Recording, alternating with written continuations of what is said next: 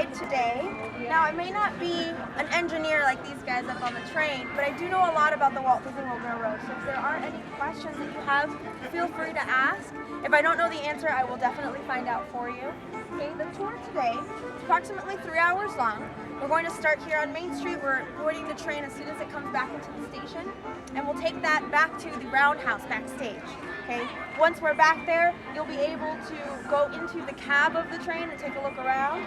We'll get up close and personal to the roundhouse itself.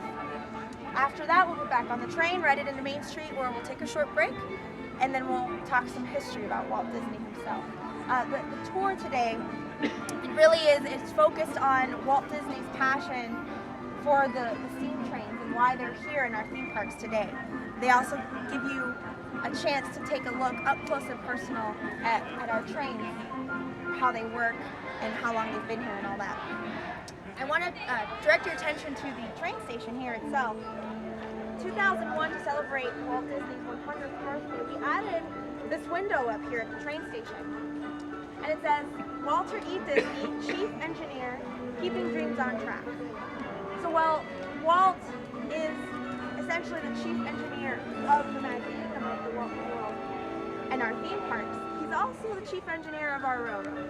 It was his dream to have these trains here in our parks, and it's because of him that we do have them. So it's something that we wanted to place here to honor him and to commemorate that. In just a minute, we're going to be entering the park. We will be the first guests to enter the park today. Because of that, it might not be what we call show ready. Okay. Early in the morning, we clean up a few things on the street to get it ready for our guests, and there might be some vehicles that don't quite belong.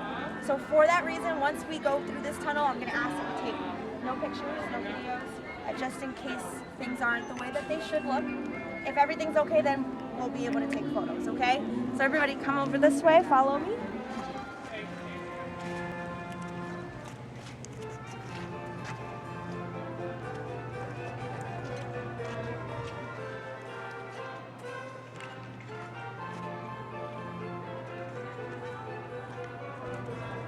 Yeah, except for that there one.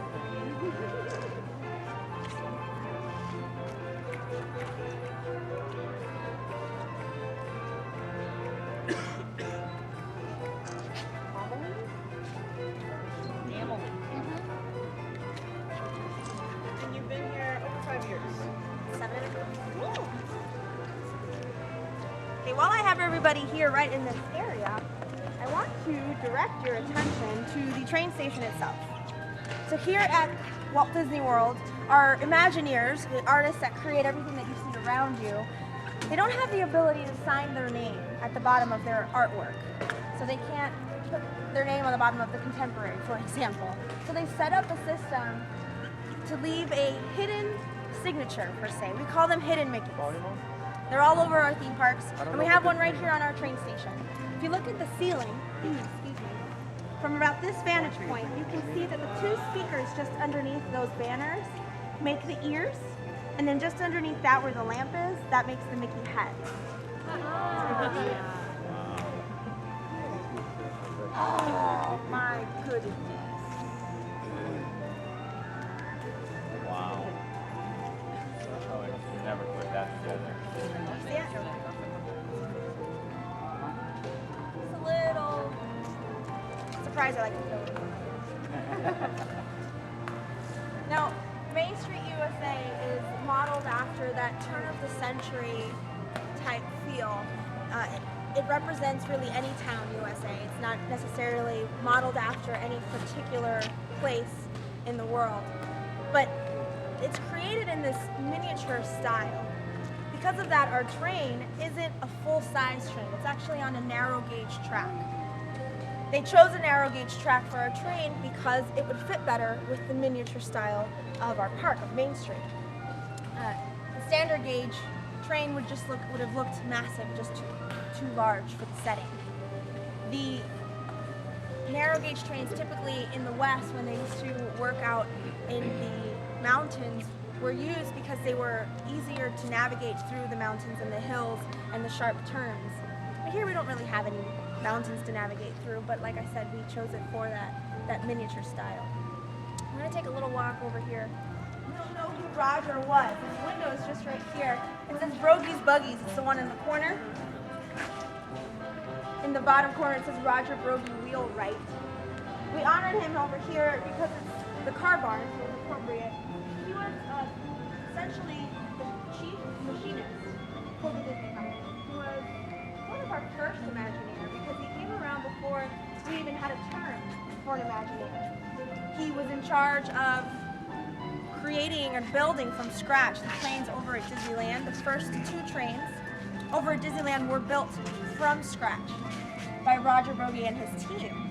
And he's the one who recommended that when we were creating our railroad here at the Walt Disney World, that instead of building our trains from scratch, that we try and acquire pre-built engines and refurbish them for our needs. See, we had already proven that we could build trains. We had shown that we were able to.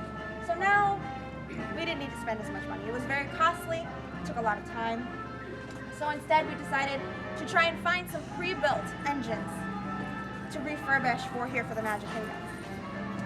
It was 1960s around this time when they're trying to find these engines. Steam travel was pretty much out the door. It wasn't exactly the norm. So where are we gonna find these steam engines? They didn't know either. They looked and they looked for years, trying to find some steam trains, some narrow gauge steam trains, because that's what we wanted, to no avail. Eventually, there was a gentleman, his name is Jerry Best, and he was a collector of train. He was very knowledgeable in trains. He had over 100,000 pieces of train memorabilia, be it photos, blueprints, articles, and things. He was very knowledgeable. He had written a book entitled Mexican Narrow Gauge. It's all about trains. And he heard that this gentleman, Roger, was looking for some trains, and so he contacted him and he told him, I think you might want to head down to Mexico. Oh, there's our ride. I think you might want to head down to Mexico. They've got some trains just sitting there. They've all retired. They're not using them, and they're just sitting there waiting to be taken. And so Roger thought it was a good idea to take him up on that. And we'll finish the story after we get back. We've got to head over to our train.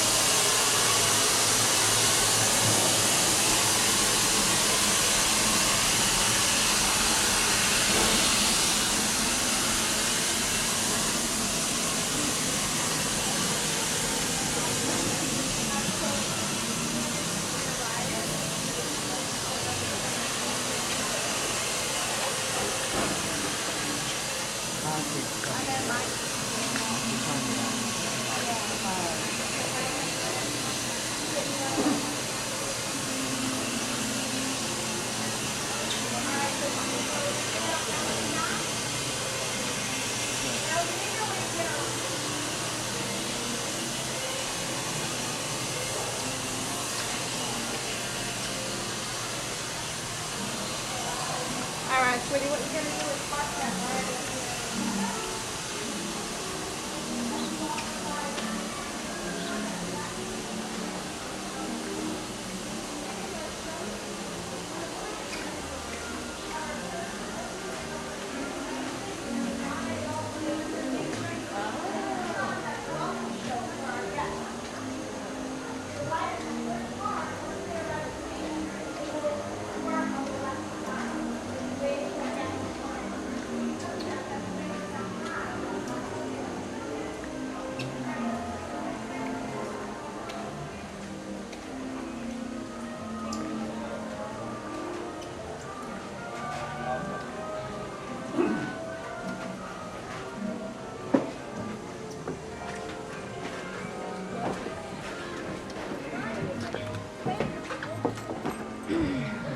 Here you go.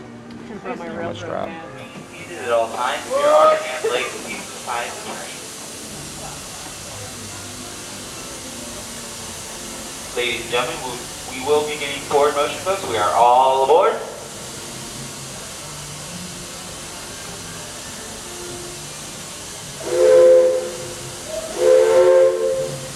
Alright, so we are on our way, but those 2 whistles, now, our trains, they have a language of their own that they use to communicate to each other and to the conductors here at the station. That first whistle you heard, the 2 short whistles, means let's go. It means we are on our way, and the train will begin motion any second now. There we go. Now the Royal Disney that we're riding on right now, it's the oldest of our 4 trains. So sometimes it takes a little encouraging to get going in the morning. The Roy was first built in 1916. So we'll be celebrating its 100th anniversary next year. You gotta give them time. The Walt Disney World Railroad is 1.5 miles around. Okay? It takes about 20 minutes to go all the way around our track. We usually have 2 trains on the track, so if you're at the station waiting on a train, it'll take about 7 minutes for the next train to get there. They're usually about 7 minutes apart. Now in a moment we'll be hearing our next whistle, and it's a long, short, long whistle, which means here comes the train. It's a very familiar whistle that you probably heard whenever you hear the train coming around, because it's the one that we give when we're approaching a crossing of some sort. The crossing we'll approach here in just a minute is our parade.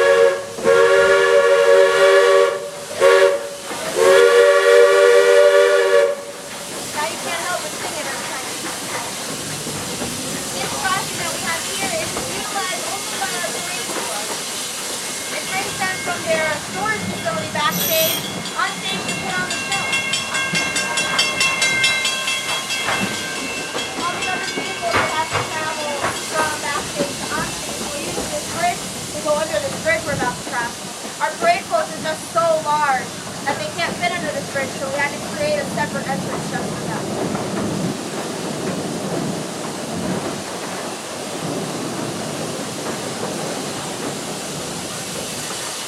And now we are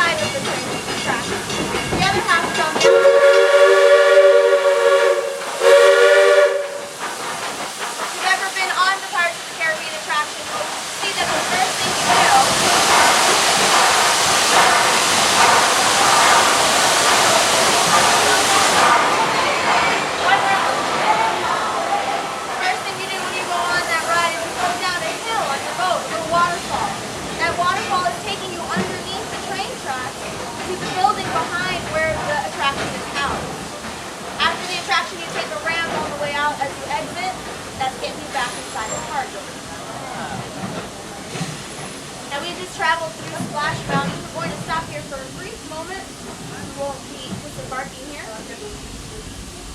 Originally, the Walt Disney World Railroad only had 2 stations. Main Street Station and Frontierland Station was modeled after that same colonial Victorian gingerbread style architecture. If you look around you, you'll notice it doesn't look very Victorian anymore. Because in 1990 we decided we needed to build a water attraction to cool off our guests in the hot summer months. That's Splash Mountain, sitting right where our train station used to be. 1993, we opened a new Frontierland station just after Splash Mountain opened. We modeled it in this rustic Wild Wild West type feel. I think it fits better with our Frontierland.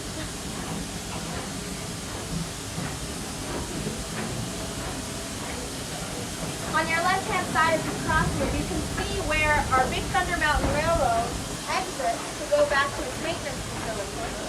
That track right there will swing over our track to allow the cars to access their maintenance facility backstage.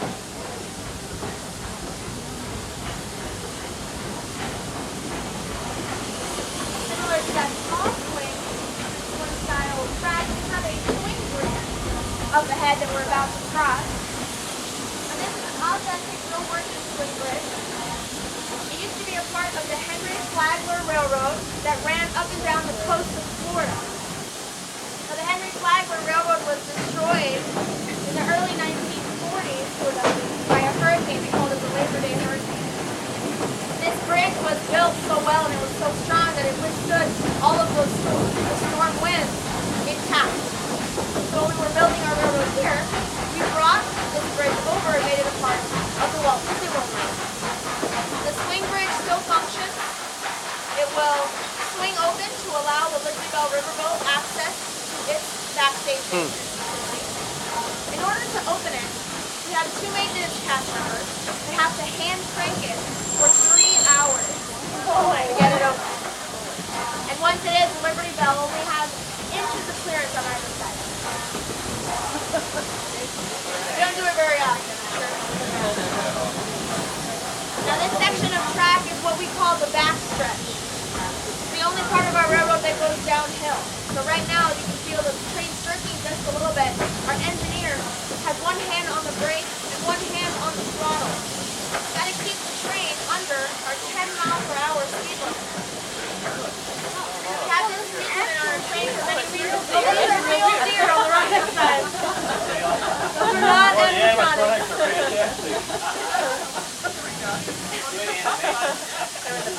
Yes, they're part of the village. So we have our 10-mile-per-hour speed limit for many reasons. One of them is we've placed all these nice things and real animals on the side of the track here. If we were to go too fast, you'd miss them. Also, this isn't a means of transportation, it's an attraction. You've got to keep that 20-minute round trip time. So that's why that 10 miles per hour keeps us on track. It keeps our trains equidistant from each other. But most importantly, for safety. Here at Disney, safety is our #1 priority. Keeping the train on the track is of utmost importance.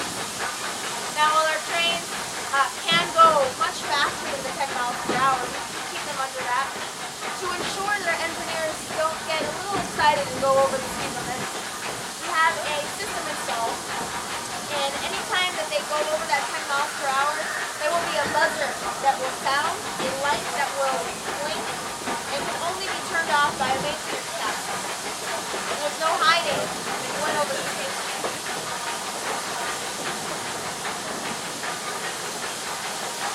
In just a second, you'll hear 2 long whistles and a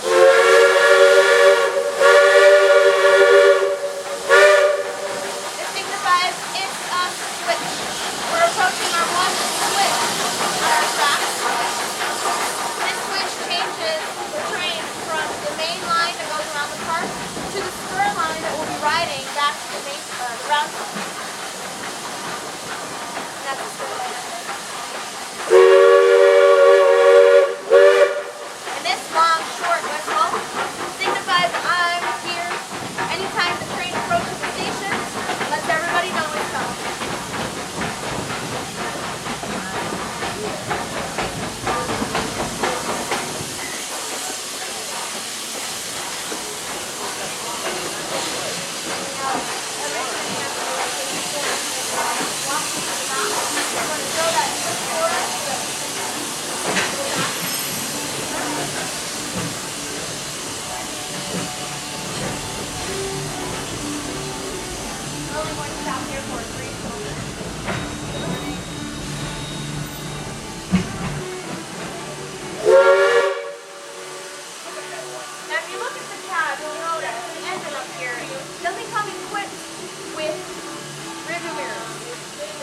For them to see where they're going when they will go in reverse.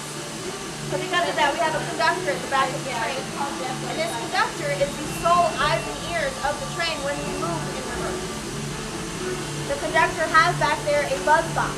Ladies and gentlemen, boys and girls, the Walt Disney World Railroad is now boarding for a scenic This buzz box, they will buzz, send a signal up to the cab, let them know that we are clear of any obstacles. Anytime we clear a new obstacle, be it a crossing, a switch, a bridge, anything of the sort, they will buzz that 3 times, and the train will respond with 3 whistles, which means let's go back. They will do this continuously all the way as we reverse into the roundhouse. Talk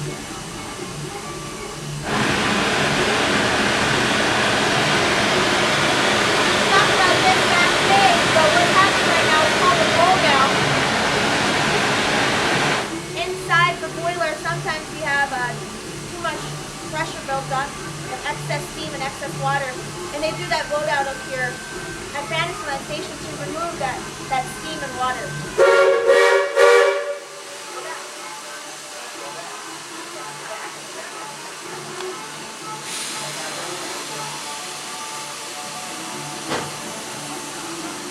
Boy, it's the only train that takes that extra second to get going.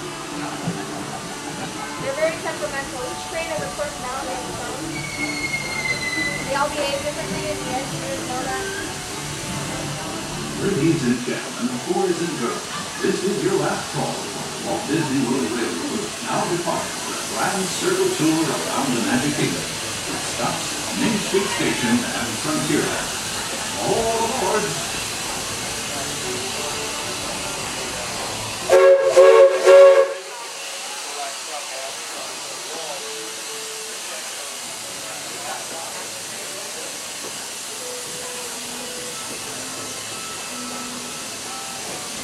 Our track is divided into blocks, essentially sections of track. And we have block lights, similar to traffic lights, to notify the engineers whether or not the block ahead of them is safe for travel. We have 6 blocks, the 3 stations, and then the 3 sections between each station. Right. When we have a green light, it means, of course, everything is all clear. You can proceed. Green over yellow or amber means that the section ahead of you is clear, but the section in front of that has a train, so proceed with caution. A red light means that the block ahead of you has a train in it, you have to stop. And in amber over red means there are 2 trains ahead of you, so you're going to be sitting for a little while. Now typically we only have 2 trains on the track, but there are days when we run 3 trains at a time. On our very busy days, holidays, things like that. On those days, it only takes about 3 minutes to get another train at the station. Okay, so this section coming up here is a security sensitive area, so I will ask if you turn the cameras off and the phone. Our roundhouse here is shared. We share our roundhouse with the monorail. We have 5 bays for our trains downstairs, and there are 10 monorail bays upstairs.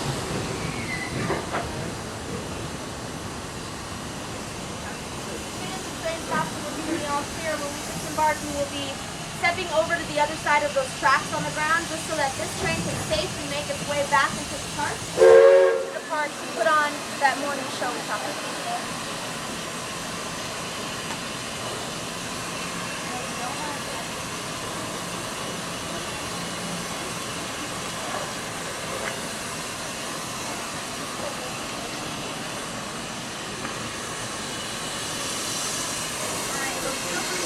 Take pictures of everything here. We're going to talk about the roundhouse in just a second. We can get up real close, we just cannot go in, unfortunately, for safety reasons. I'm going to direct you here. Stay on this side of those space tracks.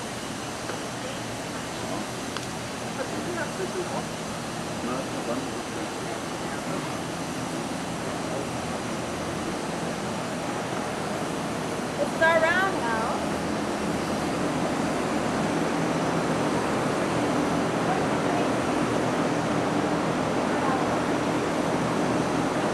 Now, in each of our roundhouse bays, we have a vent overhead. How to get started up while inside the roundhouse. All that steam and smoke needs to go somewhere. First thing they do is they turn these vents on so that the steam can be exited out the sides of the roundhouse instead of clogging up our monorail partners up here. Underneath each bay, there is a pit. Now this is our maintenance pit. Our cast members have to go under there to check the underside of our train every single morning. They have a test that they do. The train will pull out of the roundhouse and stop at this first stop sign you see on the ground. This leaves the first passenger car directly over that pit on the ground. Maintenance cast member will go underneath and check and make sure everything looks good. Tell the train that they are free to move forward. The train will then move on to the next stop sign on the ground, leaving the second passenger car over the pit. We'll do the same, so on and so forth, until all of the cars have been checked. We do this every morning. It's one of our daily checks. When the train does start up, it has to light up inside. Then they have to shut the fire off inside the firebox. We'll talk about our train 101 in just a moment. They have to make sure that the fire is off as they exit through these bay doors, because the doors are very short in comparison to our train. Our bay doors are 12 feet tall. Our tallest train is 11 feet, 11 and a half inches. Oh, wow. Not much clearance. As you can see, if the fire is left on, it leaves a bit of a mark. Here we have our paint is sagging underneath that traffic light because of the heat. It melted the paint right off. So we will turn that fire off. When the train comes all the way out, then they will relight the fire and get the train started. Alright, now that our train has moved on, it's very, very hot. Everything on this train is live active. They had to bring it out this morning, so it's all still exuding a lot of heat. If it's painted, it's extremely hot. If it isn't, that means it is so hot that they couldn't paint it. So just be careful with type of thing, but you can get close to it. And also be careful of this yellow foam. It leaves residue on clothing. I've noticed. I don't want anybody seeing their clothes. Okay. A little bit of train 101. We'll start at the beginning, right? What do we need to get the train started? We need fire, right? Our firemen will take this ball of waste, we call it. It's essentially, it looks like mattress stuff. It's doused in our number 2 diesel fuel. It's low sulfur fuel. It's what we use to get the train, get the fire started. Take that fireball and they throw it into the firebox. That's what you see down here, this box right underneath. Once it's in there, they will introduce fuel into the firebox, get the fire lit. Once it's lit, the fire and the heat will travel through a series of flues, like pipes, inside of our boiler. This is our boiler right here. Now the flues look like, if you were to go to a restaurant and you have those straws on the table and you look through them, kind of like a honeycomb, that's what it looks like inside the boiler. So all these pipes are running heat and steam and fire into the boiler. The water inside the boiler is now heating up. It is boiling. The terms of the train, they're all very literal. The boiler boils the water. Once the water becomes steam, it travels up into our steam dome right up here. In the steam dome, we have a couple of valves. We have our pop-off valve, which I'll talk about in a minute. We also have our whistle. The whistle gets its steam from the steam dome right there. From the steam dome, the steam will travel through these pipes all the way up into the smoke box right up here, this really, really hot section. The smoke box then filters out the good steam from the back, the steam from the sediment or the smoke and things like that. There is a pipe inside. It's an upside down Y. Takes all the bad things, throws them up and out of the smokestack up top. The good steam travels to either side into the steam chest right here. Inside the steam chest, we push down the steam into our cylinder. It pushes it down on either side of the cylinder. Pushes it on this side and it moves the piston back, moving the pistons, moving our drive wheels. Steam goes in the other side, moving it back this way, and that's how we create motion. Now that noise that you hear when the train is in motion, that sh, sh, sh, sh, that's this cylinder moving back and forth inside. Steam coming out, the excess steam on either side of it. Any questions about the generic train 101? No? Okay. From there we can move on. Let's see what we got here. Okay. This is the drip oiler. Whenever you have metal parts like this, mechanical parts, they need to be lubricated. They need to be kept greased so that they can function properly. Originally, the engineers would use this drip oiler to keep those parts greased up. They would put animal fat and lard and things like that up inside the lip here, and it would naturally melt off and oil all of the parts. Sounds like it worked? No, it didn't. It was awful. So eventually the train would have to stop. Engineer would have to come down and manually oil all of the parts of the train. It would take a long time. They would delay their travel. And the executives, the big guys, they didn't like this. Time is money. We got to get the train to where it needs to go as soon as it gets there. And so they told the engineers that they could not stop the train for any reason.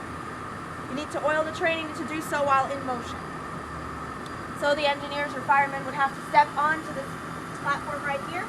In a very Indiana Jones stunt spectacular way, they would hold on to the railing and oil all the parts. We lost a few oil pieces. A few other things. There was a gentleman named Elijah McCoy. He didn't like this. He thought that there must be something better. There must be something else that we can do so that we don't have to lose any more of our engineers. And so he created the automatic oiler. And it worked just like it sounds. It automatically oiled all of the parts of the train while the train was in motion. This is it right here. It worked marvelously. It was perfect, flawless. But when any new invention comes along, there are always copycats. Other people trying to make the same kind of idea. They want to make money too. None of them worked as well as the original. So when someone was taking a job on a new rail line, they would inspect the train, make sure everything worked properly. They would come over and they would say, "Is that the real McCoy?" Piece of general language that comes from trains. See, the McCoy automatic oiler was so good that they knew if they didn't have the real thing that they would have to come out onto the platform and oil the train while it was moving. On that note, we have limited time back here, so I'm going to start our cab tours. I can take up to 4 people at a time. In the meantime, whoever's left out here, free to wander the yard. Don't touch the train. Don't go into the roundhouse. Don't cross that last pillar right there with the yellow on it, okay? Those are your boundaries. Don't get me in trouble. I really like my job. So, the first 4 can come on over to these stairs. We're going to head on up. I'm going to turn my mic off, take pictures.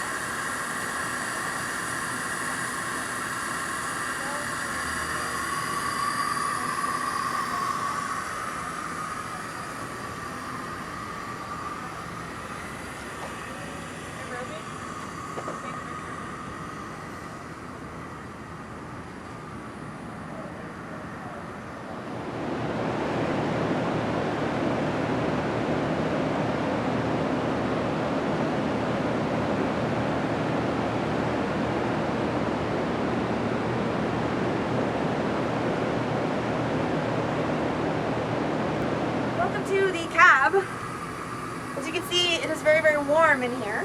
It's the first thing most people notice.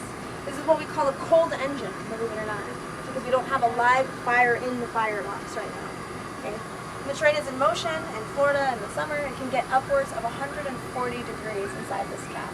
As you can imagine, our engineer and firemen take turns. They're only in the cab for about 2 laps, 40 minutes or so, and then they take a break. To make it easier to explain, I'm going to divide the cab in half for you. Everything on this side is the responsibility of the fireman who sits here, responsible for this. Engineer sits on this side and is responsible for this over here.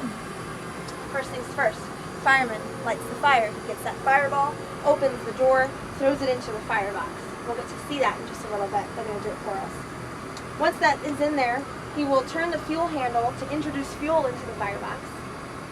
And then this atomizer valve will turn that to make the fuel sort of a spray so that it evenly coats the firebox and we get a nice even light. Once that fire is burning, checks up here, this is our pressure gauge. Got to keep it between 130 and 140 pounds of pressure during daily operation. So the fireman has to consistently play with these the levers and the handles to make sure that the fire stays where we want it. Whenever the train begins motion, it sucks a lot of the fire out, so he has to make sure it stays lit and by adding more fuel, and vice versa. When we're stopped, we don't need as much fuel. He's also responsible for how much water we've got in our boiler, monitoring that. We use the sight glass for that. We want between 2 and 4 bolts of water. Okay, right now we're sitting pretty right at 3.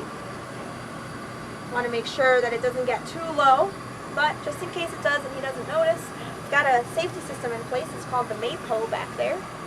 The MAPO system is that silver box all the way at the end, and that will automatically shut off the fire if the water level gets too low, so you don't have any danger in that. Up here we've got this rope, rings the bell for us, and in that box, that's the buzz box. It's where we hear communications from the conductor. They buzz up here, we respond with our whistle. Whistle's over on this side. That's the engineer's job. He makes the train go. This is the throttle. Pull it out just a little bit, create motion. Okay, next to that is the Johnson bar or the J bar. Pull it all the way to the front for forward motion. Bring it back to go in reverse. And right now it's sitting at neutral. It's kind of like the stick shift in your car. Down here we've got the brake handle. We only have an on or an off. Turn it on and turn it off. Whenever we are approaching a station, they will turn the brakes on for a second or two and turn it off. On and off, constantly like that, until the train slows down enough. Okay, we can't gradually apply the brakes, so we just turn them on. That's why the train will seem to be jerking sometimes when it approaches the station. It's because the brakes are coming on enough. Up in the corner is the speedometer. Got to keep the train under 10 miles an hour. That little speaker in the corner, that's where that noise comes from if we come in an overspeed, that loud buzzer noise. And then that light will turn on. We want to prevent that from happening. Let's see. Any questions while we're in here? Anything else? You can get some pictures, I'll move out of your way.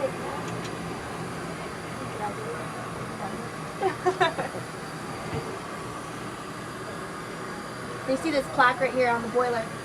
Our trains were all refurbished. All of the original parts, for the most part, were kept on. However, the boilers were all rusted through. So in 1970, the date on this plate, we had the Dixon Boiler Works create new boilers for our trains. It's the only parts of the trains that are new. Did this one start wood too, or was this coal originally? I'm not sure which ones were which. We did have some wood and some coal burning, and we all converted them to diesel. I think the Roy was the only one that was wood, and the rest were all coal burning, because it's the biggest one. It had the most space. So you didn't quite finish your story about where they got them. It was Yucatan or something like that? Yeah, okay. We will talk all about that later. Alrighty. Yeah, definitely want to hear the history. Yeah, definitely. Alrighty.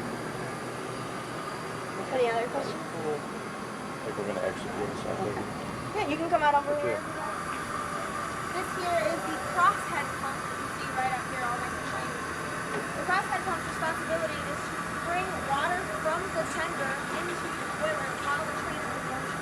It does this automatically, brings it up. The pipe behind that, this black pipe, is the heat exchanger.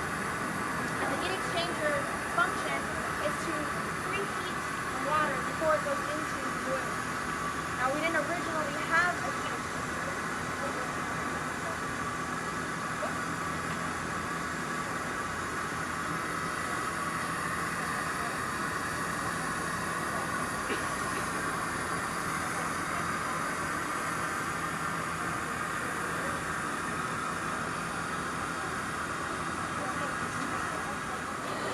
Watch that. Right now they're blowing the track. What they're doing essentially is clearing the throat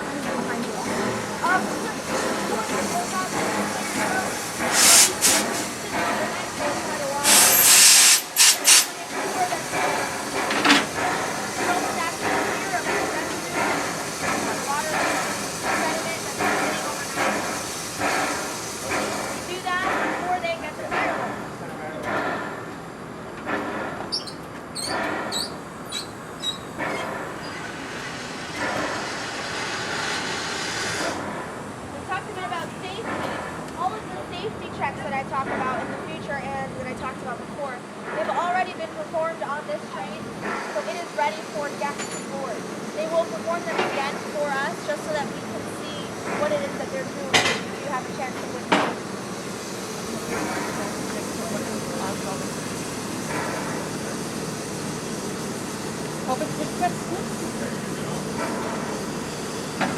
Alright folks, this is how we like to train in the morning. You got our feet placed here. Later.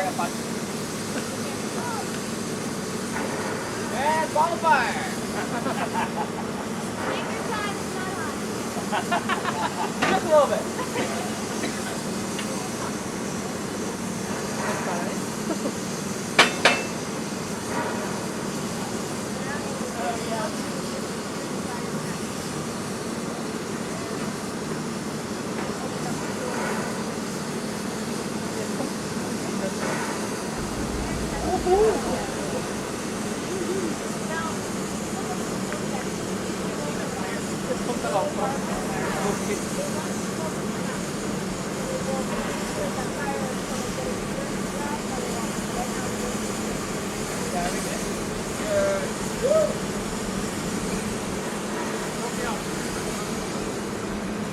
Alright, so we can get our final pictures, wave goodbye, it's time to board. Talked about the safety checks. Now there are 3 that happen as the train makes its way back into the park. The first one of those is called the pop-off test. Now right off the steam dome is a pop-off valve. Now this valve's purpose is to make sure that the pressure never gets too high.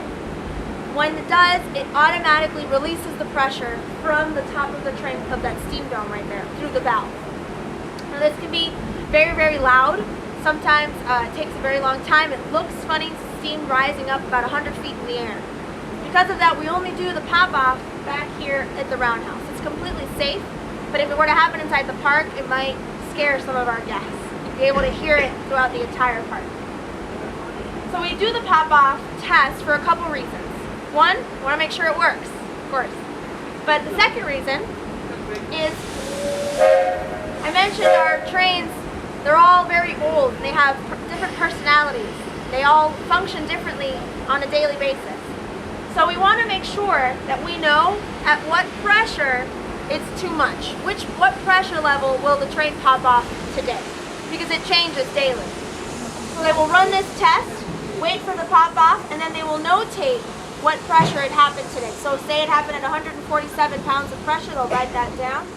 Any engineer that comes into the train, any fireman that comes on in, will check the chart before they get going so they know, okay, gotta stay clear, 147.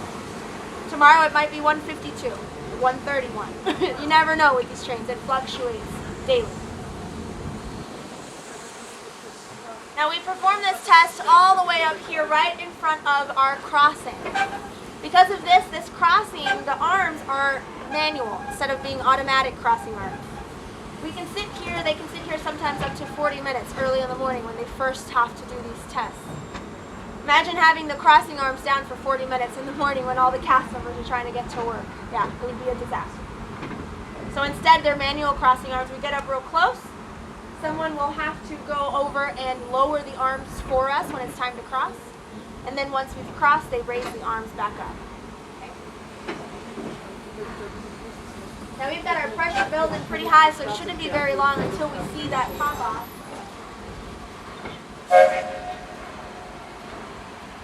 Hear the fire building. They get the fire going, burning as hot as possible to build the pressure as quickly as they can.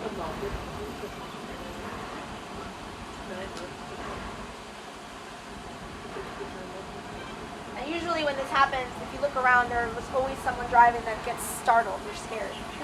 Like I said, it's very loud.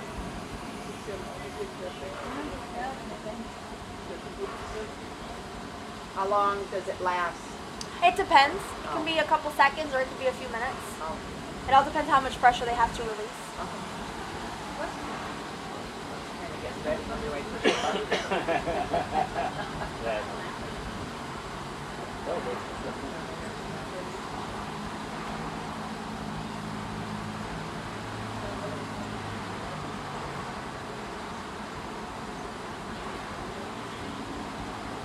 While we're sitting here waiting, I pointed out the heat exchanger to you.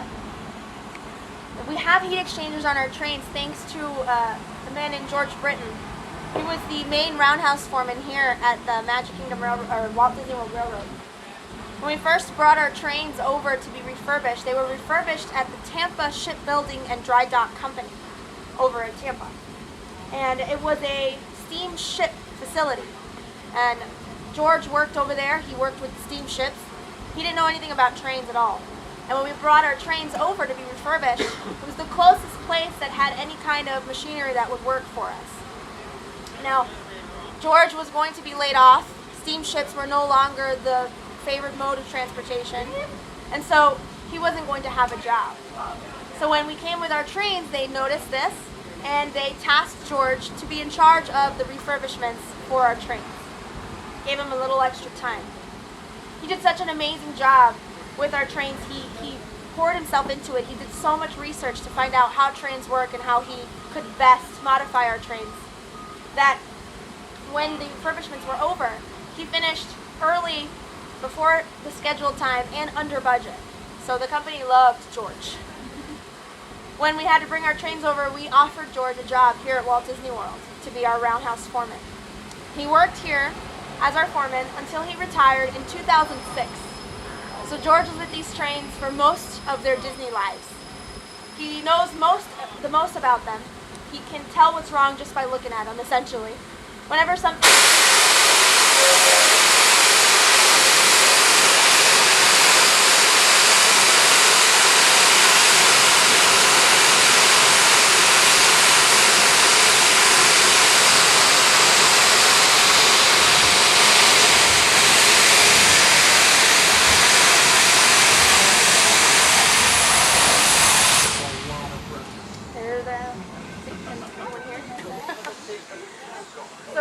Whenever something goes wrong with our trains and our maintenance cast can't quite figure out what's wrong, they call George. He gladly comes over and takes a look. He visits quite frequently. These are his babies.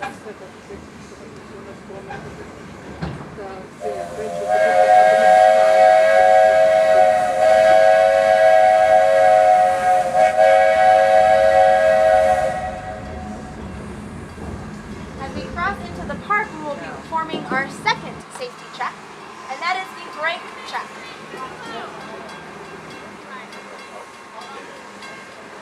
Gonna wave to our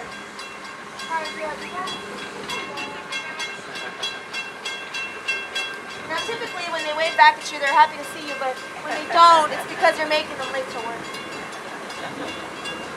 Alright folks, cameras and phones off, please, just for just waiting for the next one.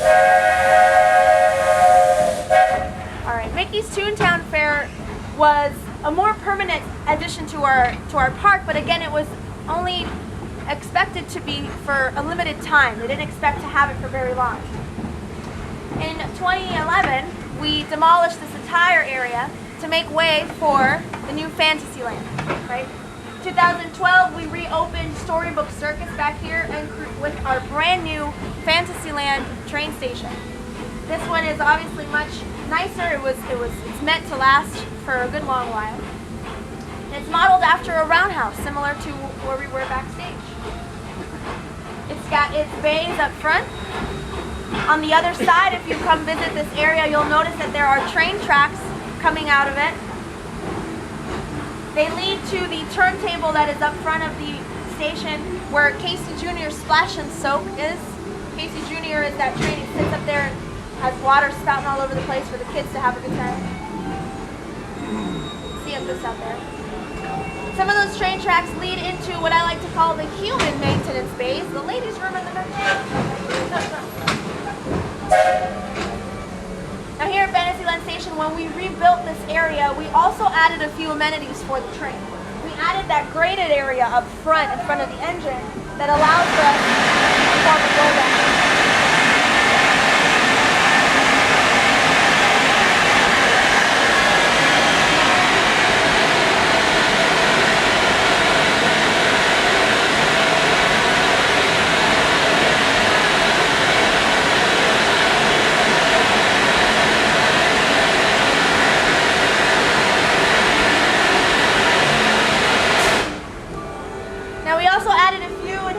Our one and only water tower.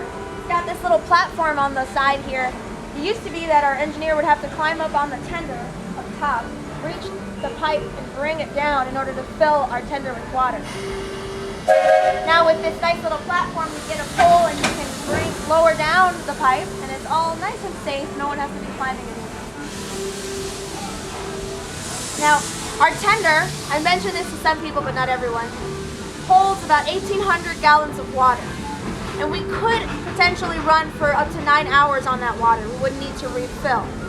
But it would take us so long to sit here at Fantasyland and fill up the tender again, that instead, every 2 trips or so, 2 to 3 trips, we will top off the tender to make sure that we have enough water to continue going for the whole day. Now when our trains start from the Fantasyland Station, it's their most difficult start. It takes a lot out of the train to be able to go up. You can't really tell, but we're going up a hill right now. It's a 2% grade. So for every 100 feet we travel, we go up 2 feet. Okay?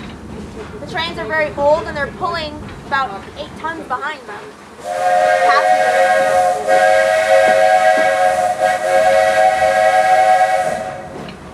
Tricky to get started up that hill, but our engineers are very skilled. They've been doing this for a long time and they've never failed to make the grade. Now this crossing we're approaching just now is our pedestrian crossing. It is just for cast members, so they can go from on stage here to work at Space Mountain. Now Space Mountain, similar to the Pirates of the Caribbean, was built after the park opened. It opened in 1975. There was no room at all in Tomorrowland for Space Mountain. So what we did is we built the entire attraction on the outside of the train tracks. If anyone has been on the attraction, the first thing you do when you walk in the queue is you go down this big hill, and then you go up the hill to continue into the ride. That's taking you underneath our train tracks to where the attraction is housed. So the cast members that work at Space Mountain have to walk over the tracks to get to their ride and back.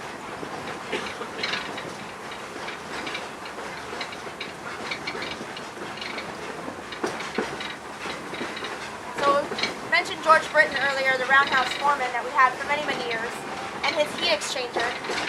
I just want to tell you a little more about it. Now, originally we weren't going to have heat exchangers. In the research that George did trying to find out more about the trains, he discovered the heat exchanger and how efficient it would be, how it would preheat the water for us so that we wouldn't use as much fuel and we wouldn't have to sit for as long to wait for the train to get going first thing in the morning.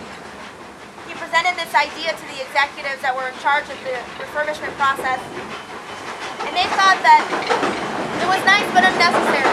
They thought it was an expense that we just didn't need to make. George didn't agree with them. He was very much like Walt in that he didn't take no for it. He didn't like to take no for an answer.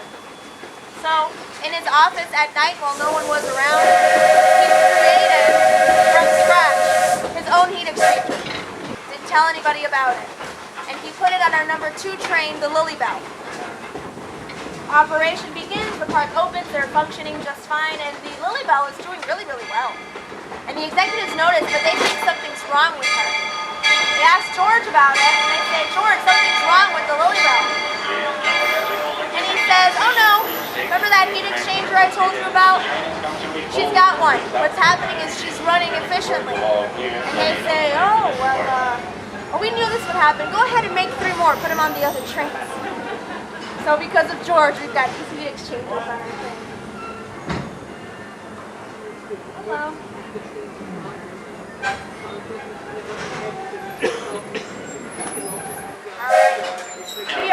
too.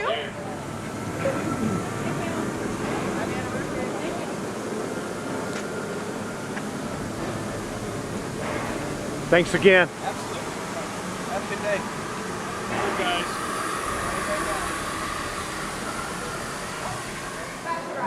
This is a photo of him. This is what Roger looked like. Now, he started his career with Disney. It was sort of a kind of kismet almost. Fate that he ended up with Disney. See, he went to high school at the Moose Heart Academy in Chicago, Illinois. And by the time he graduated from that school, it was a vocational school, he had the knowledge and ability equivalent to that of a third-year engineering apprentice. He was very good at what he did, and he was noticed immediately by the Walt Disney Company. So he went over to work with them on anything that they needed a machinist for. Anything for their films, for their animated movies. They hadn't moved into the 3D world yet to create wheelhouse. They still needed somebody on board to work on certain things around the studio. Eventually, when it was time to build Disneyland, Roger was the man. He was around and helped with almost everything. He had hands in everything. Most importantly, the railroad, which we talked about how he and his team created those first 2 locomotives from scratch. Well, when Roger was tasked to the Walt Disney World Railroad and he was searching for the trains and he heard from Jerry Best, he should head down to Mexico. He found a room in his budget to make the trip, but he could only bring along one other person with him. Just another person. And he didn't know who to take. There were a couple people that he wanted to bring. One was Earl Wilmer. He was the roundhouse foreman over at Disneyland. And he was very knowledgeable when it came to trains. So he thought he would be a very important person to have for train negotiations to see which trains were the best to bring on. The other was Tony Sepulveda. Tony worked in Disneyland as well. He was a landscaper. He knew nothing about trains. But he possessed one very important quality when traveling to Mexico. He spoke Spanish. That's about it. They knew that they would need someone to help with these communications. In Mexico, it's a foreign country. They don't speak the language that we speak, so he wanted to take both men with him. Fortunately, they told him, sorry, Roger, you only got room for one. And he went with Earl. He thought Earl's train expertise would be of the most value to him. When they both got to Mexico, they realized how incredibly wrong they were. They could not communicate with anyone. They had to go into the town and find someone that spoke both English and Spanish to bring them along as their translator. They ended up paying him on a daily basis just to be their translator throughout this process. In the future, we learned from this mistake. Whenever we travel into any foreign country to do any dealings with future Walt Disney Parks or any kind of events, we'll always bring a representative with us to ease that communication process. So Earl and Roger, they're in Mexico, and they're taking a look at these trains. They're part of the Yucatan Railway, and they had steam trains, narrow gauge steam trains, to navigate through the Yucatan Peninsula. They went through the jungles, the rainforest, transporting hemp up and down the coast there. And they had the narrow gauge there, not because of the mountains, but because they wanted to cut as small a path as possible through the rainforest, the jungle. They didn't want to damage any of the wildlife. So they were no longer using the trains to transport hemp. They were using other vehicles. They didn't need them, and they were just sitting, retired in this lot, unused. They had been sitting there for a few years now. So when Roger came by, they were very excited that they would be able to sell some of these trains. They immediately found the 4 trains that fit their necessities, what they needed. They were sold to them for about $8,000 each. Not too bad, right, for a whole locomotive. While they're doing their final dealings, Roger looks off into the distance and there's a park. And there's a steam train sitting in that park. It looks beautiful. It's got this gleaming new coat of paint. It's very nice in the sunlight. He says, how much for that one over there? And the Yucatan personnel kind of look at each other and talk about it, and they say, oh, $750. Oh, wow, what a great deal. Must be because we got these other ones. Thank you, So they call over to Walt Disney World where they're building a roundhouse, and they tell them we've got 5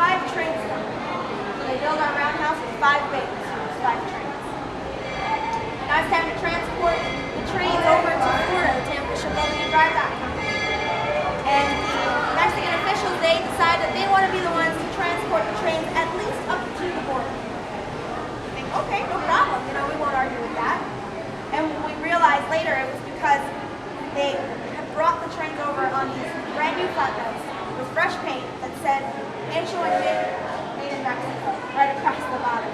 So they wanted everybody to know where these trains were coming from. They were very proud of their trains and that they were going to the brand new Walt Disney World. The trains make their way to Tampa. They're unloaded off of these flatbeds, and then they notice something. That fancy train, nope, it's completely rusted through. It was held together only by that fresh new coat of paint that caught his attention. They couldn't even use the parts for any of the refurbishments, so they called it a wash. But they still had these 4 great trains. It worked out very well because that 5th bay at the roundhouse is now used to store all of our maintenance vehicles. Whenever we need to do track maintenance, these vehicles are already on the track and they're going to make their way out and do what they need to do and come back. We don't have to lift them onto the track or store them elsewhere. So in the long run, it worked out all right. Now the trains, they're in Tampa Shipbuilding Dry Dock Company, and we're beginning our refurbishment process. George is on that, and they bring them over to Walt Disney World. Opening day, 3 out of the 4 trains were ready to go, perfect timing. Now originally when they came into Tampa, this is what they looked like, or this is what the Roger looked like anyway. Our number 3 train. Now this train, its configuration is a 460, it's called a 10-wheeler, and it came with a brother train. Now this is our number 3 train, and its brother, its twin, is our number 1 train, the Walt.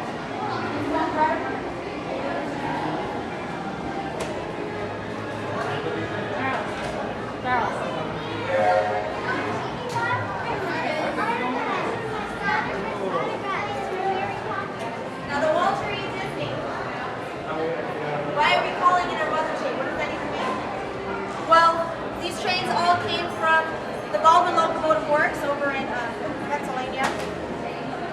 And when they were first assembled, the Roger and the Walter came off the assembly line one after the other.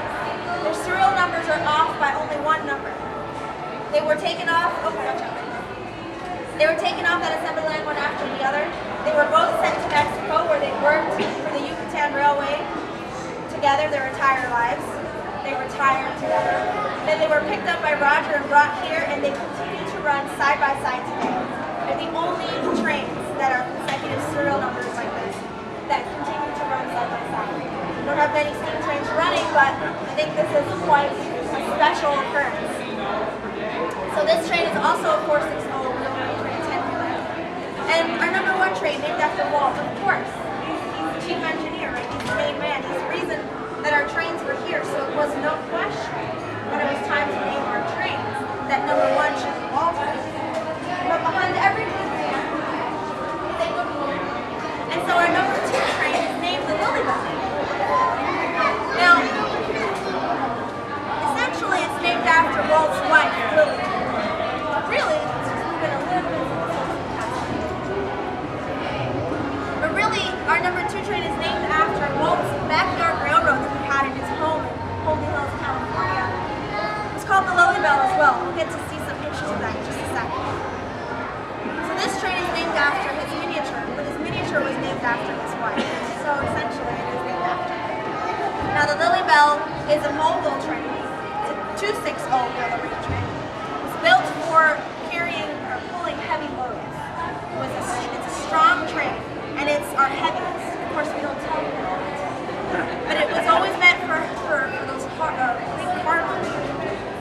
Here we just have passenger trains, so typically she's the quickest to get on out of the roundhouse. She's used to having heavy loads.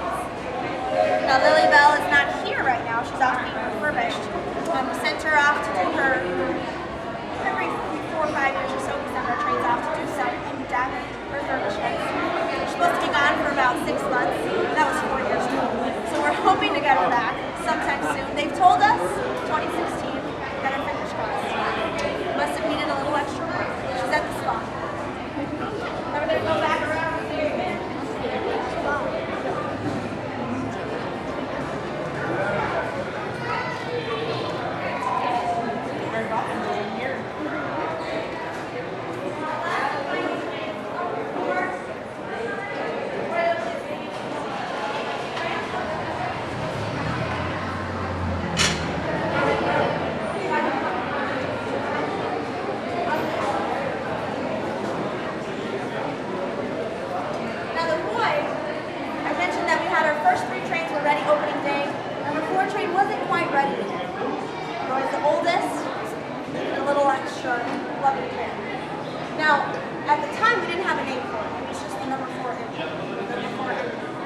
opening day came around, and Roy, Walt's big brother, had stepped in.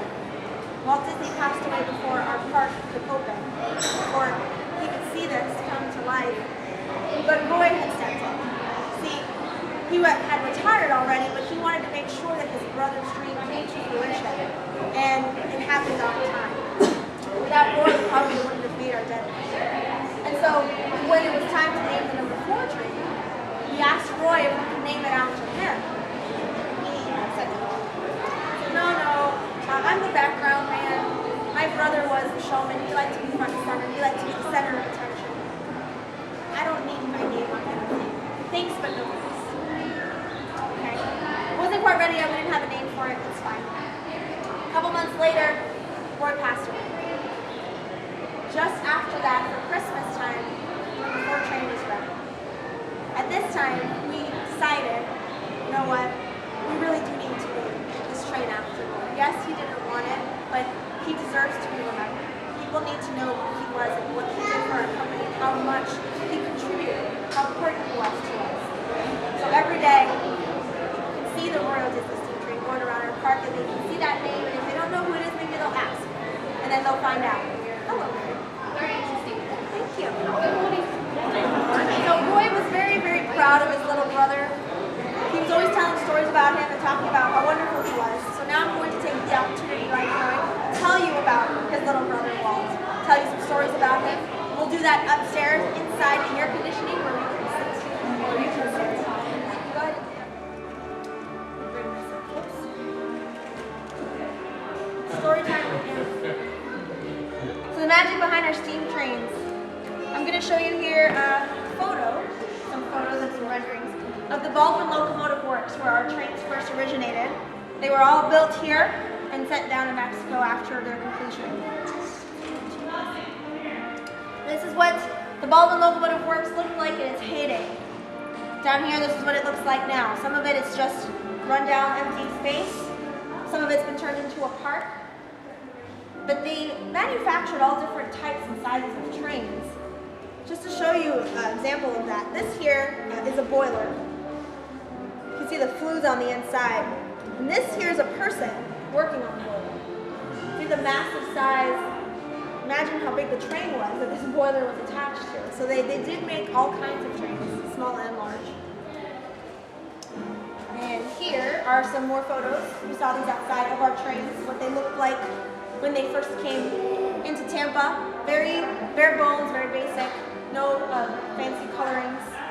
Walt Disney had in mind when he designed his initial railroad, the Pacific 173 type train. He wanted it to look like the Wild Wild West, like the trains that ran along the Santa Fe Railroad where he grew up. And those had a very specific look, with the red and the greens and the gold. And so that's what we refurbished our trains to look like. Now, Walt was born in Chicago, Illinois in 1901, December 5th, 1901. But it wasn't until his family moved to Marceline, Missouri that his passion for trains was really ignited.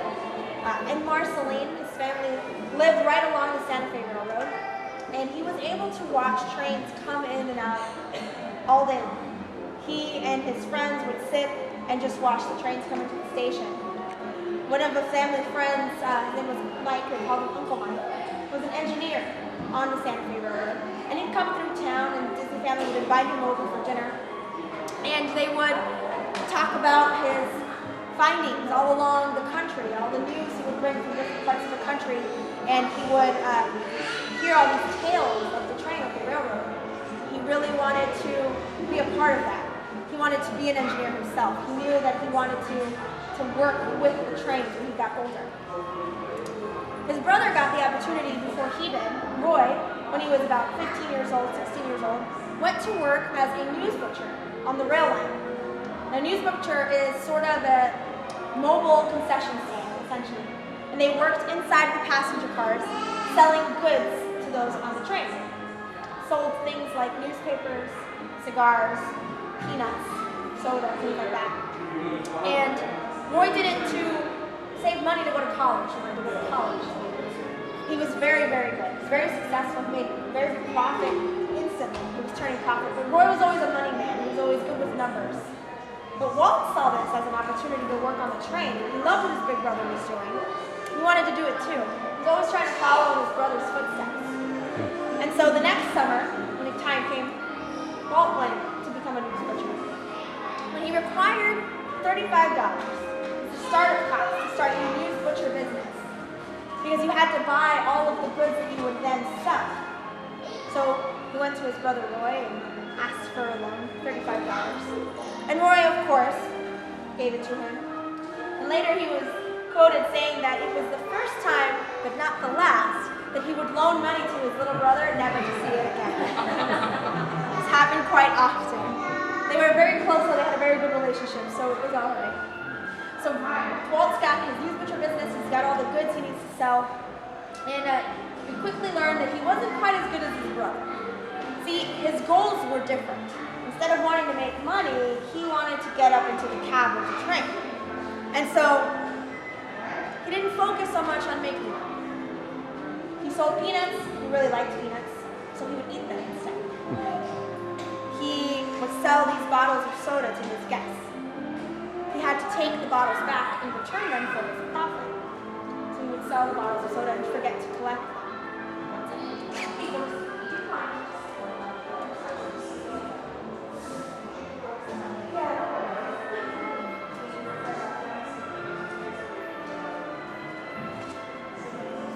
Okay. So he would sell these bottles, and his guests, one time, there's a story in one of the books that I read, where Walt approached a roundhouse. There was a turntable in the center, and the train was approaching the station. He wanted to come out and see what was going on, so he left all his things in one of the cars of the train, and he went up to see what was happening. And before he knew it, he was going one way, and the other car with all his things and his profit was going the other way. So clearly his mind was not in the right place, but he's still a smart man. He sold cigars, and he knew that the engineers liked cigars. So he kept two in his pocket, didn't sell them. Later on in the day, he would make his way up to the cab, and he would ask if he could come on in and see what was going on. And they would say, no, kick it out of here, you're too young, you can't come in here. He'd say, well, if you show me, I'll give you the cigar. Oh, well, you know what, come on in, look, this is how we shovel coal. Yeah, this is what we do up here. Why don't you come over here? Hey, look, this is the throttle, this is how we make the train move. Eventually, after many, many days of this, Walt became so close with these fellows that he was driving the train himself.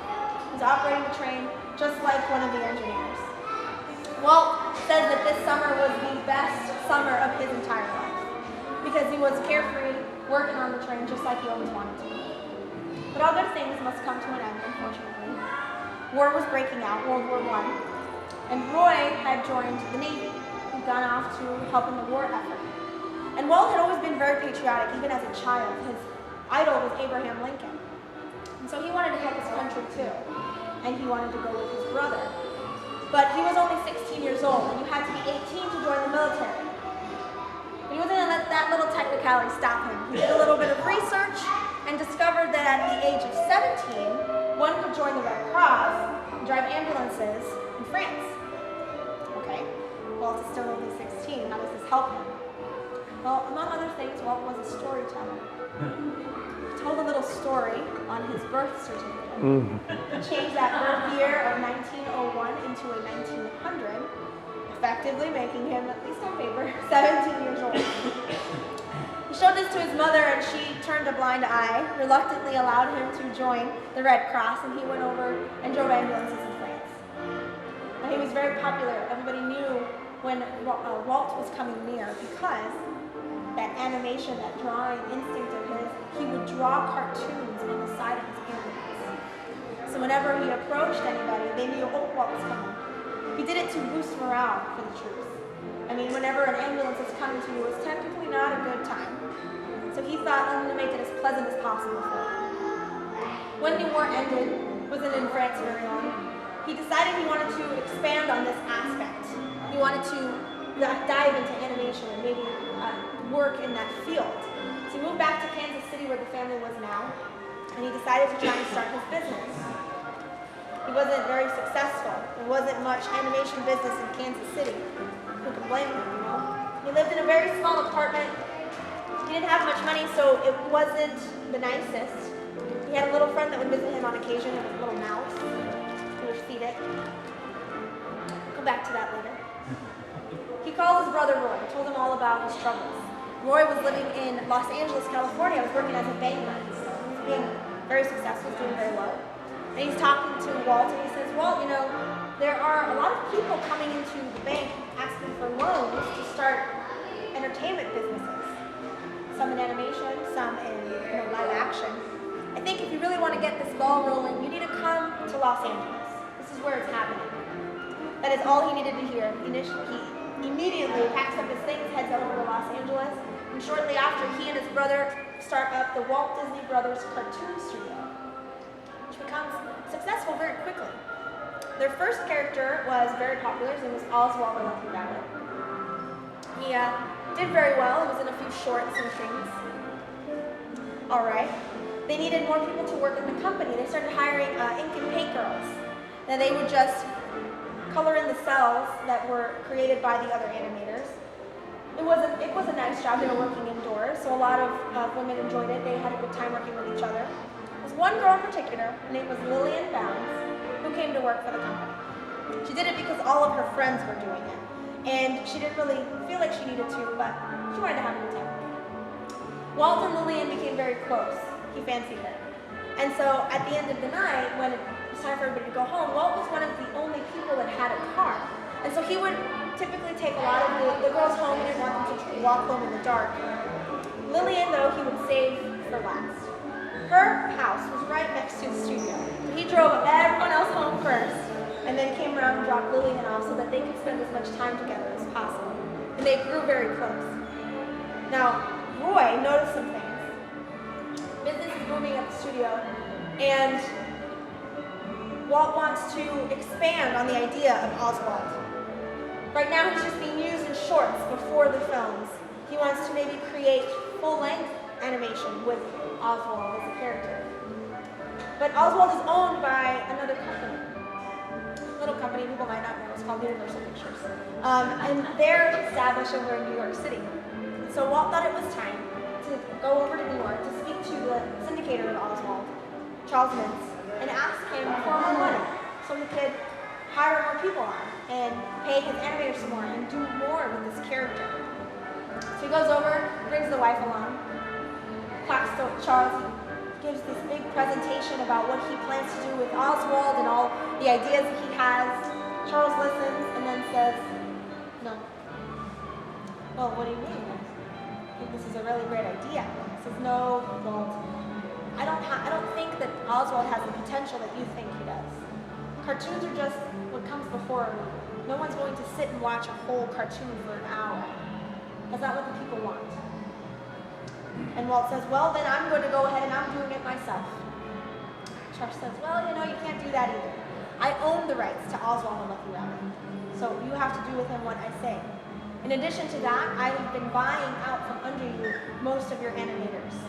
They now work for me. They don't work for you. So if you want to continue with this idea, you have to do it as I say, or you can walk out the door and never work with us again. What a predicament for Walt. He doesn't know what to do. Eventually, he decides, you know what, I don't want to take orders from someone else to tell me what I can do with my characters, because he had these great ideas. So he walked out the door. He left Oswald behind. Now, anybody else in this type of situation would have given up. Threw in the towel. That's it. I tried, but it didn't make it. But Walt, no, he persevered. And he took this opportunity to try and think of a way out. On the train ride back to California, he's sitting with Lillian, and he begins to think of this other time in his life when he was down and out, when he was living in Kansas City. And he thinks of his little mouse friend, and he begins to sketch. And he creates his character. And he shows it to his wife, and he says, Lillian, meet the new face of the Walt Disney Company, Mortimer Mouse. And Lillian says, oh, he's very cute, but that name? No, I don't like it. It's very stuffy. And he says, well, what would you name it? She thinks about it. I like Mickey. Mickey, it's so cute and nice. Everyone will love that name. Like every good man, Walt listened to his wife, named the character Mickey Mouse, and now he is everywhere. He brought the company back. He was alive again. And now it was owned by the Walt Disney Brothers Studio.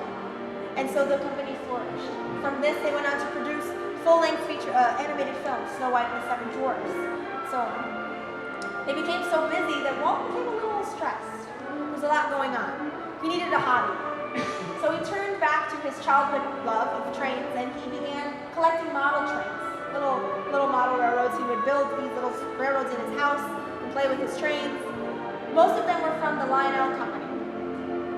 This is the time of Depression, it was the 1920s, and the Lionel Company was on the verge of bankruptcy. What are we going to do? Walt is very successful. He thinks, maybe I can help. He grants the Lionel Company the rights to use the likeness of Mickey Mouse to create a Mickey Mouse hand card. They produced this hand card, sold it for 90 cents. Within the first 3 months, it sold 1 million copies. After a year, that number reached almost 10 million.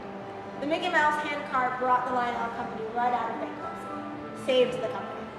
After that moment, the president of the Lionel Company told Walt that anything he ever wanted was his. Any model trains, anything he wanted, he could have. The Lionel Company is still in business today, thanks to Walt Disney. He had many an item from them. But after this, he decides he needs something else, something to keep him active. So he tries polo. All the cool cats in Hollywood are playing polo. So he buys up a bunch of horses, and he has all his animators play against each other. They play matches.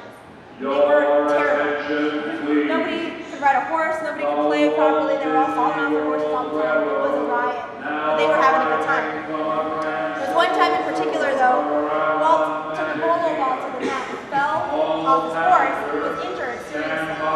Went to the hospital, and the doctor told him another similar injury could put him out of commission. And so, at the request of Lillian, Walt sold all the horses. No more polo. But now what are we going to do? They tried golf. He thought it was boring. They started playing the lawn bowling, and that's something that they did together. They still needed something. And his injury was starting to act up again. He was having to go to the doctor very frequently. So he hired a nurse to come work at the studio full-time. So he wouldn't have to leave the studio and leave his work to go to the doctor's office. Her name was Hazel George. And she was a very kind older woman, and she would talk to Walt and counsel him. She became kind of a psychiatrist. And she would talk to him, and she discovered that what he needed was a vacation. Walt, you need to get out of here. You need a vacation, take some time off, don't think about the studio. He said, well, I don't know what to do, where to go. She said, I think that what you should do is you should go to the Chicago Railroad. It's happening right now. Go ahead, take Lillian, have a great time. We'll go to trains so much. And he said, you know what, Lillian, she doesn't like trains. She won't have a good time. Probably not a good idea. And she suggests that he start talking to some of his animators to find out their hobbies. See, there were some of the guys at the studio that liked trains as well. In fact, one of them, his name was Ward Kimball. And Ward owned a full-size train. He had it in his backyard. Not a narrow gauge, but a standard gauge. He had a whopping 90 feet of track. The train could make its way out of the station and then come back in, and then all the way up, and then back in. But these men, grown men, would all come over, fire up this train, pull it on out, and they would just have a good time bringing the train back into the barn.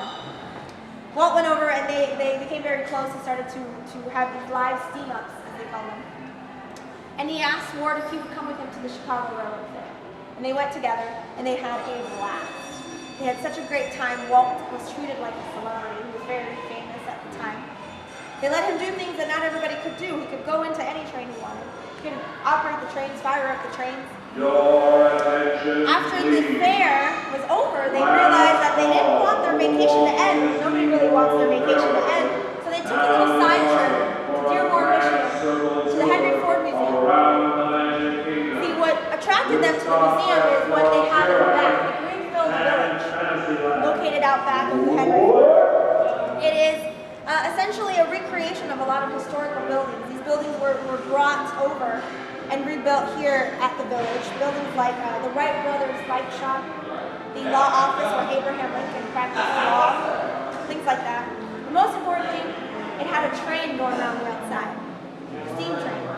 And on the inside, there was a steamboat. Does this look familiar at all? It was at the Greenfield village that the seeds for Disneyland began to plant in Walt's brain. On the ride back, he talked to Ward and told him about a place called Mickey Park that he would someday create. Thought it was a great idea. But that idea was put on the back shelf because what was foremost in his mind was that now he wanted a train of his own. He didn't want a big train like Ward's, no. And he didn't want a little one. There was another animator, Dick Jackson, who had a miniature, it's about 1/12 scale. It's about this high off the ground. And it had all these levers hanging out, and it looked unnatural. He didn't like the way that it looked. So he wanted something kind of in between, his Goldilocks train.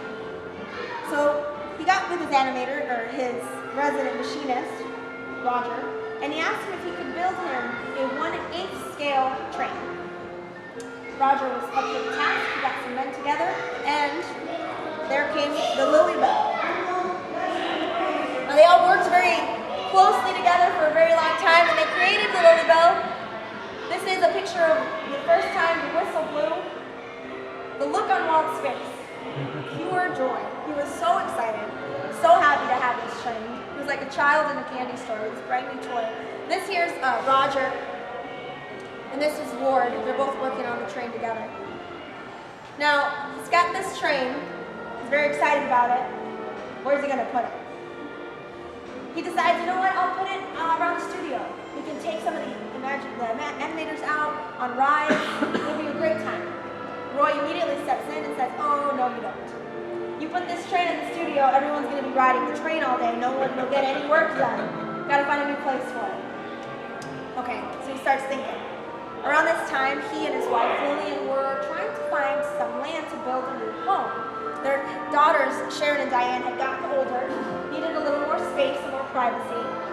And so they had been looking for a house, and they happened to come across this land, a piece of property. It was up on a hill, and behind it was a valley. And Walt saw this property and saw a beautiful house with a railroad behind it. Lillian saw this property, saw a beautiful house with a garden behind it. She wanted to bring her friends over, look out her picture window, and they could have tea and gossip. But their ideas didn't quite match. Walt tried to convince Lillian to build this railroad, but she wasn't on board. After a while, he came up with some ideas, and he said, well, what if you could still have your garden, and I could have my railroad? She said, I'm listening. He got his legal team involved and asked them to draw up a right-of-way contract.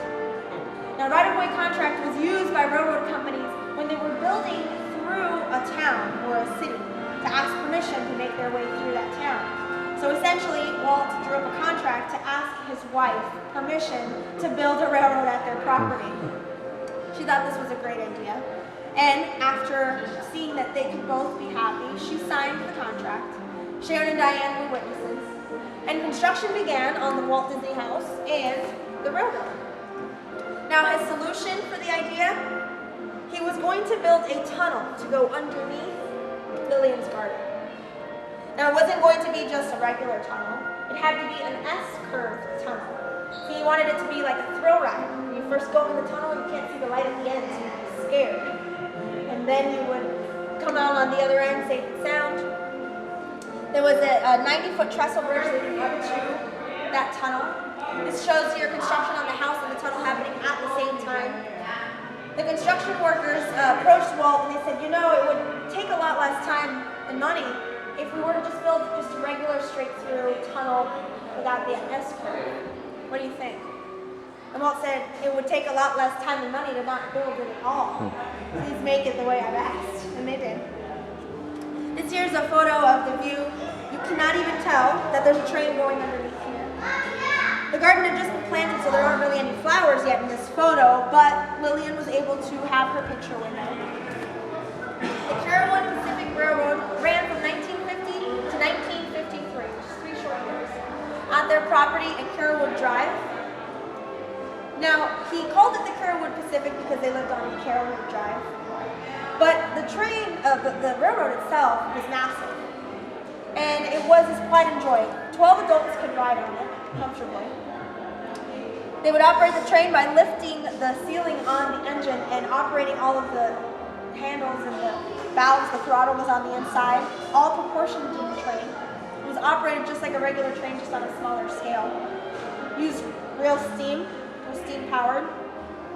Walt would dress up as an engineer anytime he rode on it. And as you can see here, it took a path out in front of the house by the main road. Because he wanted people to be able to see the train. He wanted to be able to invite these people in. Folks would drive by, see the train, and slow down. And he would say, do you want to ride? Come on in. Bring them into his house. Lillian would often walk through her house and see strangers walking around inside. She would just, Walt, grab some tea or lemonade and serve it to them. Let's see some more pictures. This is out back behind the house. There were more than 2,600 feet of track. It had 2,000 pounds of tractive power. It had 12 switches around the track. Walt Disney World Railroad has one. He had one switch. He had 12. Okay. Now, while the train was very special to him, the engine was very special.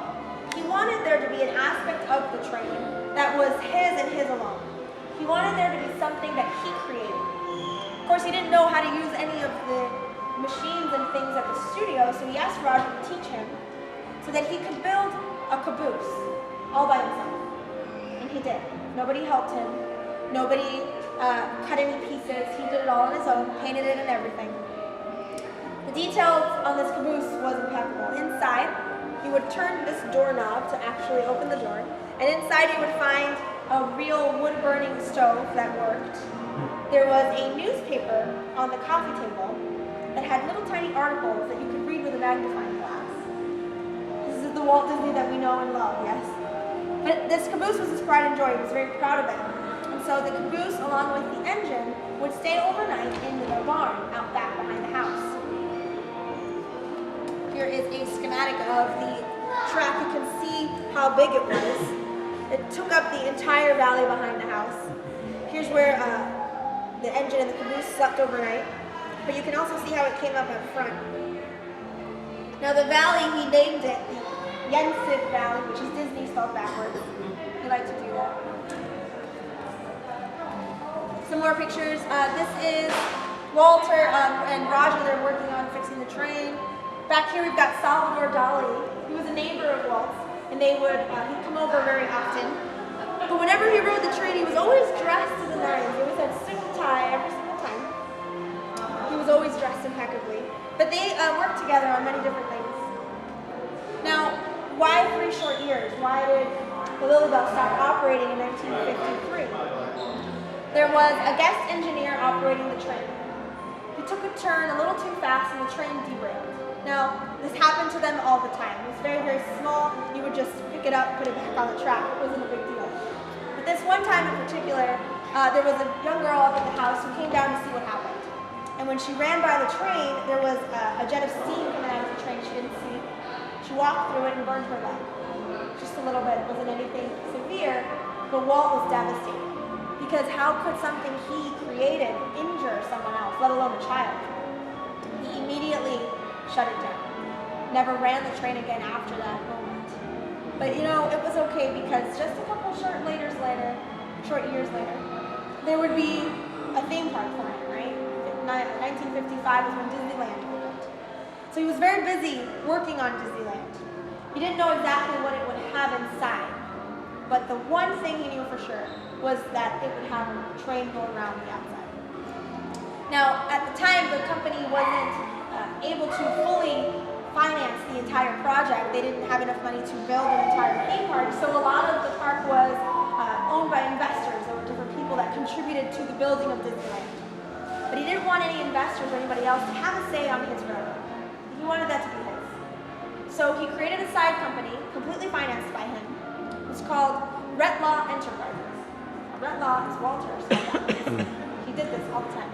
And Retlaw Enterprises completely funded the Disneyland railroad. Completely funded the railroad itself, the building of the trains, the refurbishing of the other trains that they found, the running of the trains, everything was funded by Red Law. Because Walt wanted to have the ability to come to Disneyland and say, I'm going to take this land. And he would hop into the cab and he would operate the train around the park. Nobody could tell him otherwise because he owned it. And he loved this opportunity. He would do it often. And there are many guests that have said that they saw Walt operating the train around Disneyland. He loved it. He had gotten his train back. So when, fast forward a few years, 1960s, we're starting to build Walt Disney World, or we're thinking about building it. Walt knew that, again, the one thing we'd have here for sure would be that railroad. And unfortunately, before too many plans could be created for the park, he became sick. He developed a tumor, he had cancer, and it progressed very quickly. He became very ill very quickly, and he had to stay in the hospital for a lot of his time. And that didn't stop him. He had a big bulletin board inside his hospital room, and they got him this long pointer stick, and whenever the team would come over and debrief him once a week, let him know what their plans were, how they were progressing, he would point to things and say, this is working, this is not, fix this, change that. He was still very much a part of the creation of this park. But he knew his time was limited, so he talked to his brother, Roy, and he asked him if he could do him a favor. He said, Roy, I really want the railroad at Walt Disney World to happen, and I want to know what's happening the way I want it to. Could you make sure that these plans are drawn up so that I can see them? I want to physically see what's happening with the Walt Disney World Railroad. Of course, Roy said, yeah, definitely, I'll bring them over. We went back to the studio, they finished up all of the plans for that one section, brought them over to Walt. Walt looked it over, gave the final approval, signed on the dotted line. This document for the Walt Disney World Railroad is the only one for Walt Disney World that bears Walt's signature. The one thing he wanted most, and we made sure that it happened. He made sure that it happened. We have our trains here still running, and they're still steam powered. Every park that has been built since this, every Disney World per se, in any country, has a steam train in them as well. Save for, I think Shanghai has an electrical train, but we won't talk about that. But they all have this because it's a tribute to Walt, because that's what he wanted. It was the thing he wanted most. And so, I'm so glad that I was able to tell you folks about Walt and about his love of trains. Fast forward a little bit. And you were able to see up close what the steam trains look like and why he liked them so much. This picture right here is kind of the first form of Photoshop. This photo is of the Lily Bell miniature train that Walt had in his backyard. Took the picture and they blew it up. And then they had Walt stand in front of it and they took another picture. This shows you the incredible detail that went into building this train. Looks like a life-size train. But this smile right here is why we have this tour, right? It's Walt's pride and joy. This train was his life. If you wanted to see parts of the Lily Bell, we have them over at the Disney Family Museum in San Francisco, California. But there are some boxcars here in Orlando over at the Disney Vacation Club wing of the Wilderness Lodge. They have that over there, and you can go. They have a Carolwood room, and they have lots of memorabilia from his backyard train that you can see. Thank you for coming here today. I'm going to take your headsets now. You are free to roam about the kingdom. Appreciate you.